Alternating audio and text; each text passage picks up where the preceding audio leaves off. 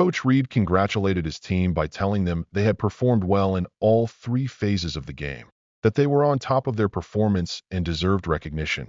He reminded them that they would be back on Wednesday, giving them a couple of days to rest and recover, encouraging them to be smart, to get treatment if needed, to use the time wisely, and then prepare to gear up again for the next challenge. It was highlighted that this particular matchup marked his 200th game as the head coach of the Kansas City Chiefs, and, even more importantly, it had become his 145th victory with the team, also his 303rd overall win in his coaching career, an achievement that drew applause and collective celebration as the chant of "On 3, 1, 2, 3" rang through the evening of Sunday. September 28th was described as one Kansas City supporters would hold in memory for years to come, because as the last whistle reverberated throughout Arrowhead Stadium and the scoreboard confirmed the Chiefs' triumph over the Baltimore Ravens, an atmosphere beyond the crowd's roar began unfolding, a story deeper than the statistics, hidden within the walls of the locker room where celebration became uncontainable,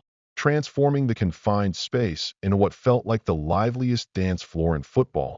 Adrenaline still surged through players who were dripping with sweat from the long-anticipated clash. Yet despite the fatigue, they erupted with energy. Travis Kelsey, always the catalyst in moments like these, became the heart of the celebration, raising his arms, his shirt drenched, his voice booming as he shouted that this was Chiefs' kingdom and they never surrendered. As soon as his declaration ended, the room responded with explosive shouts and bursts of laughter, the already high energy climbing to a peak. The moment a speaker was connected and music blasted, the pounding rhythm of hip-hop filling every corner, instantly setting off dancing without hesitation. Chris Jones, Patrick Mahomes, and Isaiah Pacheco jumped into a spontaneous dance-off, the locker room floor quickly resembling a nightclub, only this one was dominated by towering athletes, each weighing over 200 pounds, yet moving with surprising lightness. Water sprayed upward from bottles as if baptizing the next chapter of their journey. Shirts, towels, and even stray shoes soared overhead, all part of the wild release. For a few minutes, those world-class athletes turned into children again, purely living and celebrating. Reporters stood astonished, some scribbling furiously trying to capture the unfiltered chaos. Yet what unfolded was not only a party but a glimpse into the core spirit of the team, the resilience and bond that held them together. Mahomes, always embracing the spotlight, climbed atop a chair and lifted the game ball, his voice firm as he declared that they had shown the world the Chiefs always knew how to fight back.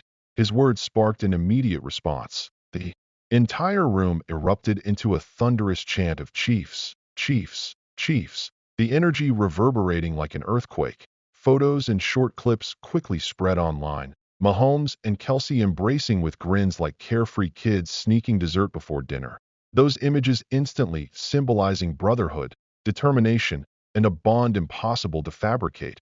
Yet while the jubilant noise filled the space, quieter moments revealed the depth of emotions.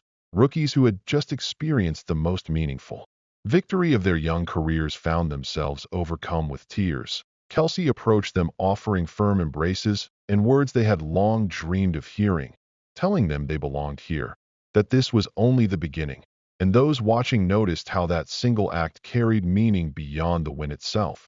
It displayed the invisible foundation holding the locker room together, a culture where stars lift others rather than standing alone, where triumphs are collective and humility stands as the real honor. As the music dimmed and lights softened, it became unmistakable that Kansas City's heart beat loudest whenever the world doubted them. And if anyone listened closely, the echo whispered that Chiefs' kingdom was only at the start of something greater. And just when one thought the story ended there, the continuation of such culture was clear, proving how celebrations were not empty noise but reflections of unity. If you enjoy these inside looks and want more stories straight from the heart of the game, don't forget to subscribe. For every beat of this tale, every glance at the energy showed a team rewriting history together, not just through scores but through spirit.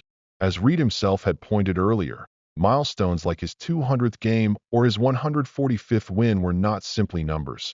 They were testaments of endurance and persistence, qualities mirrored in his players' faces as they laughed, cried, and promised more ahead. September 28th was not simply another date. It had already carved itself as a moment Kansas City would mark, a night when players became legends in the eyes of their supporters, but also when fans witnessed that beneath helmets and jerseys were individuals bonded in ways statistics could not measure. Mahomes holding that game ball above the heads of his teammates, his statement about comebacks resonating as truth, Kelsey igniting hope in rookies, Jones and Pacheco dancing like free spirits. These were the pieces that built a memory far stronger than a scoreboard number. Social feeds continued to showcase their joy, endless loops of laughter and chants. The reminder that this team was not only about execution on the field, but about resilience off it. The same resilience that would carry them into the next match, into Wednesday's preparations, into seasons still unwritten. Coach Reid's words to be smart, to rest, to prepare were not only instructions, but reflections of his steady guidance. A reminder that behind every explosion of celebration stood discipline, behind every win stood preparation, and behind every chant stood belief. The locker room that night was both a dance floor and a temple, a space where sweat mingled with joy, where veterans embraced rookies, and where leaders reminded everyone they were part of something larger. Those who stood watching realized they were not only witnessing athletes unwinding, but a team carving its narrative, writing in sweat and song that they would not back down. The echoes of that chant still lived in Arrowhead's walls long after the stadium had emptied. The Chiefs had not just beaten the Ravens, they had reaffirmed their identity, showing once again why their kingdom stretched so wide, why their voices so strong, and why their celebrations became legends of their own. Subscribe now if you want to keep following these untold locker room stories, because more moments like this are yet to come. And as that night ended, with lights dimming and bodies finally collapsing, in exhaustion, there was one truth left echoing louder than all others. Kansas City was not finished, the season was not done, and the heartbeat of the Chiefs had only begun to thunder.